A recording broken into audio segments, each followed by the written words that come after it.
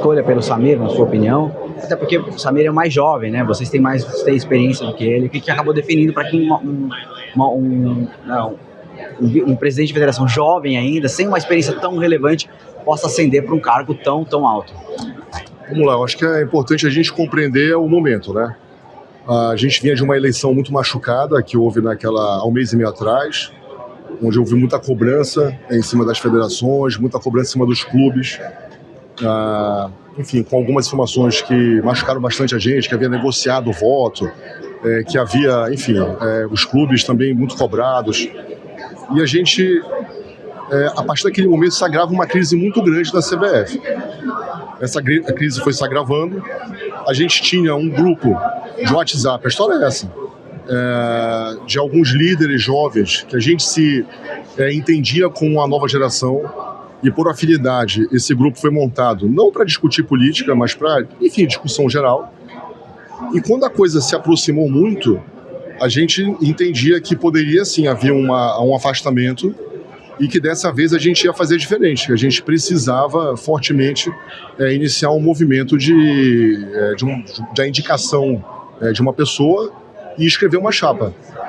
A gente compreendia que tinha que ser muito rápido, porque, enfim, por várias razões, mas o mais importante foi diagnosticar. A gente precisava entender o problema da CBF para poder entender qual o perfil da pessoa.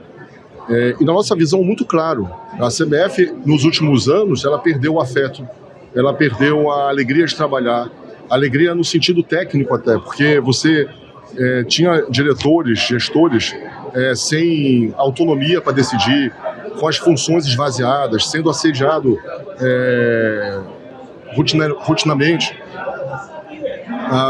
Enfim, eu acho que essas histórias vocês conhecem, sabe tudo como é que funcionava. Então, a gente tinha essa ideia. Eu até tenho usado uma expressão muito forte que é o seguinte: a CBF tem que ser o local mais legal para trabalhar no mundo. Se você perguntar para uma criança qual é o melhor lugar para trabalhar, vai dizer que é uma fábrica de chocolate. Para nós é o futebol. Então você tem uma CBF, uma estrutura gigante, uma estrutura, recurso não falta. Você tem aqui dentro os melhores profissionais do mundo, do Brasil. Então, só que aí esse sonho estava se transformando num pesadelo, ou seja, um ambiente de trabalho pesado, enfim, como você já conhece. Então, no momento, a gente entendia que tinha que ser uma pessoa que tivesse, primeiro, que pudesse romper com o passado rosto. Tinha que ser uma pessoa jovem, uma pessoa dessa nova geração que a gente entendia. E que tivesse a capacidade de ser um líder de grupo, que gostasse de pessoas, sabe? Que pudesse fazer as pessoas da CBF voltarem a sorrir. A gente tem uma máxima dentro do grupo que é assim: a CBF só vai ser amada por fora, como se pretende, quando ela for amada por dentro. E hoje ela não é amada por dentro. Então, dentro da discussão que a gente teve ali, o Samir, por nós conhecermos a pessoa, que é normal, é entendível, que a imprensa não conhece, que outras pessoas não conhecem, ele reunia naquele momento as condições, a disponibilidade, isso é muito importante também, a disposição para fazer a liderança desse grupo, e aí a gente chega no nome do Samir. E tinha que ser uma coisa muito rápida. Ou seja, ali o grupo não foi montado para isso, mas quando a gente viu esse grupo de lideranças de todas as regiões do Brasil, então assim, a gente tinha que, na hora que acontecer, a gente fez uma conta, a gente sai daqui de largada com umas 14 federações, dorme com 20, acorda com 22, é isso. E se não for assim, a gente não ganha a eleição. Eu entendo a queixa dos clubes, eu sou ex-presidente de clube, então tem esse lugar de fala, dos clubes terem maior protagonismo nesse processo eleitoral, mas a gente precisa entender que essa eleição era uma eleição diferente. Uma eleição que se apresentou através de uma decisão judicial, de uma intervenção que tinha o objetivo de fazer uma eleição rápida. Talvez se a gente estivesse naquele momento, talvez, a gente pode estar enganado também, não tem problema nenhum. Se a gente naquele momento fosse ampliar muito a discussão, podia ser que a gente estivesse até agora ainda nesse gerúndio e talvez a gente não tivesse resolvido esse problema. Então,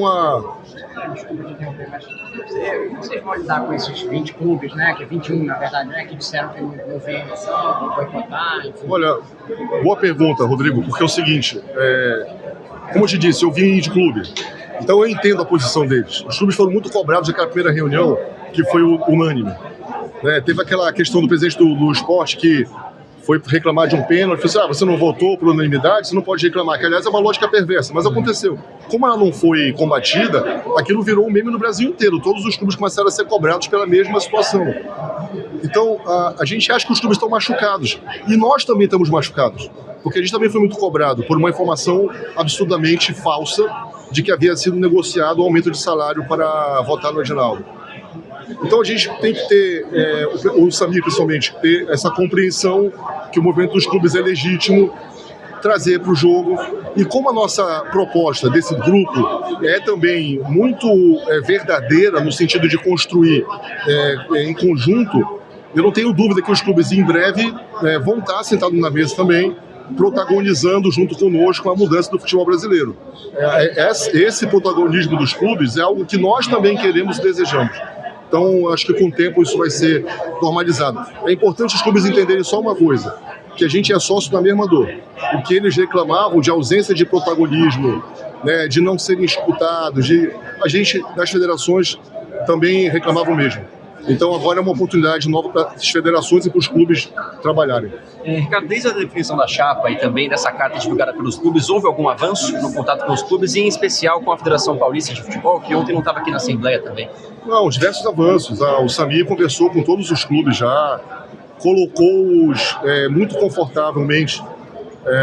Houve também depois uma, sei lá se pode chamar de fake news, mas uma informação de que os clubes estariam sendo pressionados, nada disso, pelo contrário. Ele conversou com todo mundo, entendeu, compreendeu o momento de cada um.